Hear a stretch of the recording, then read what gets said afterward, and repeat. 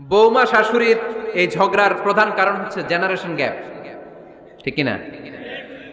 শাশুড়ি এক জেনারেশনের আর বৌমা আরেক জেনারেশনের। শাশুড়ি ভাবে একরকম, বৌমা ভাবে আরেক রকম। শাশুড়ি চায় বউর উপর খবরদারি করতে, বউ চায় শাশুড়ির উপর খবরদারি করতে। এই ডমিনেটিং এর কারণে কিলাকিলি আছে না নাই? আহা, এটা ঠিক না।